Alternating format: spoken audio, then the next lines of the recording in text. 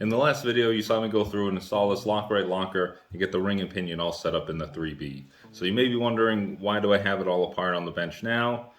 Well, let's just say some mistakes were made. So let's go back to the beginning of the story and see what happened. The next step in going through and rebuilding the rear axle for the 3B is going to be installing the axle shafts and getting the wheel bearings set up. Now the way this axle is designed, we need to go through and shim these wheel bearings to make sure we have the proper preload. So let's jump right into it, get these old bearings cut off and the new ones pressed on.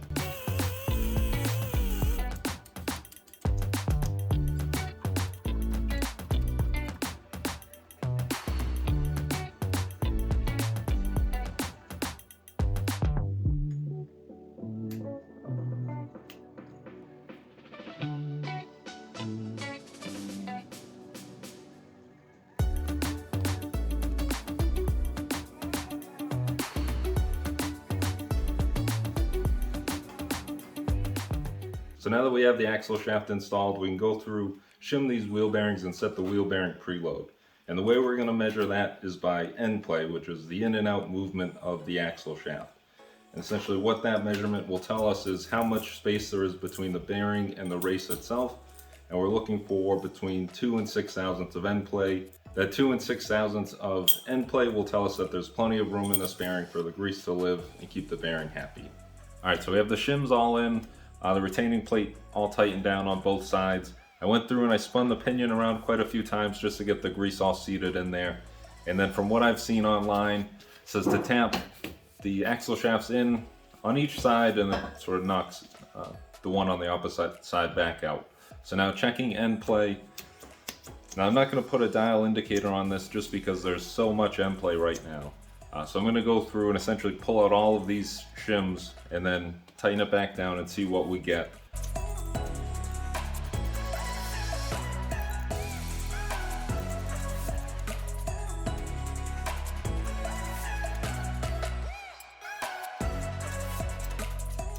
So we've taken all of the shims out and we have the dial indicator set up. Now we're sitting right around 11 thousandths, and if I push in on the axle shaft, it drops down between 5 and 6 thousandths. So that's within the range of 2 to 6 thousandths of end play. However, that's not our total end play. If I pull out on the axle shaft, you can see we have close to 70 thousandths worth of end play. All right, so now that we still have 70 thousandths of end play, even though there's no shims in here, I'm really not sure what the next steps are going to be. All of the shims that I've seen for these wheel bearings are this style that space this backing plate or retaining plate away from the axle.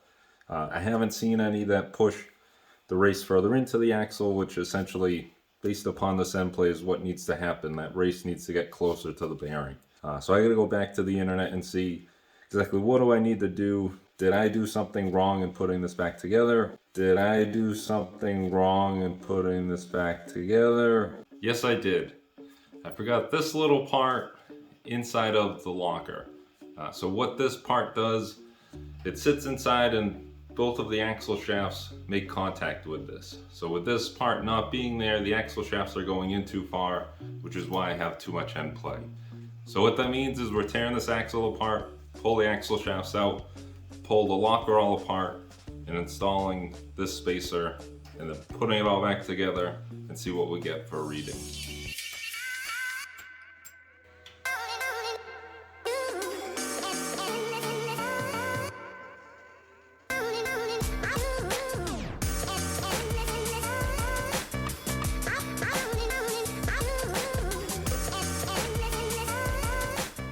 Alright, so now that we're all caught up to speed, let's go back through, get it all reinstalled correctly this time with the spacer, and get those wheel bearings all set up.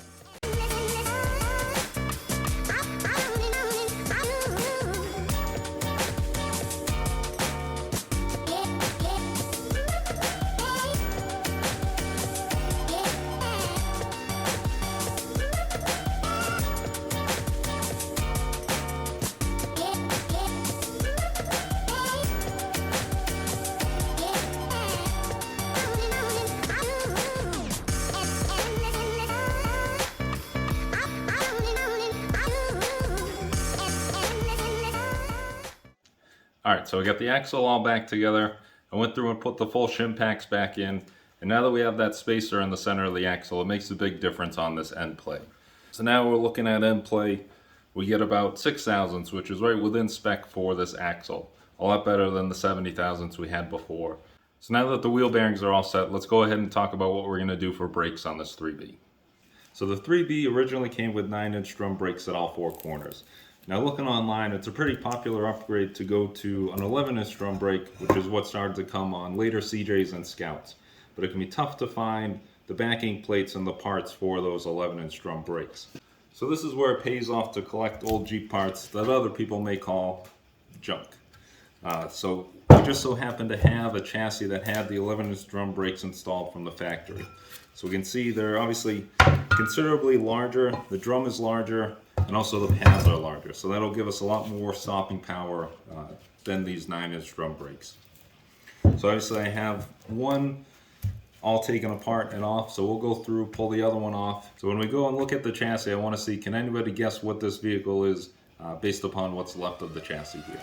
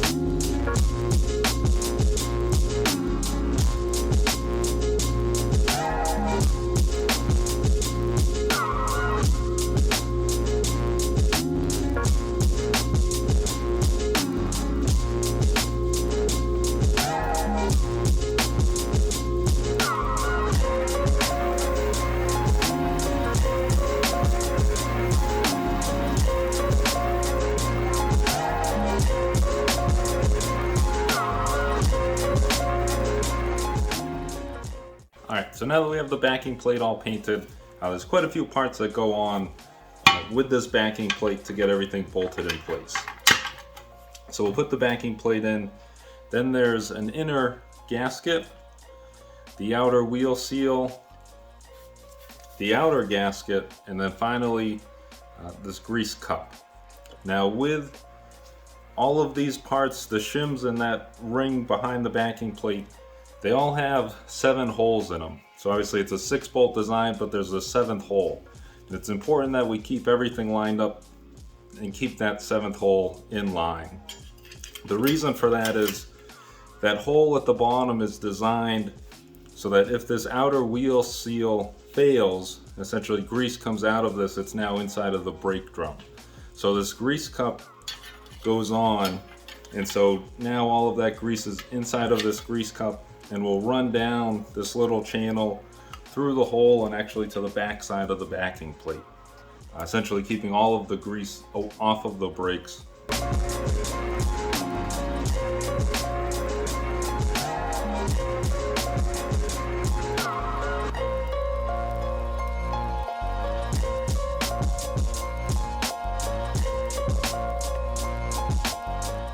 Alright, so this is as far as we can get today. I'm waiting on the shipping to get the rest of the brake shoes in. And on these 11-inch brakes, the flange or hub and drum are connected. So in the meantime, we'll move the rear axle out of the way, pull the front axle over, and start digging into that in the next video. But I hope you all have a Merry Christmas or Happy Holidays, and I'll see you next year. Thanks.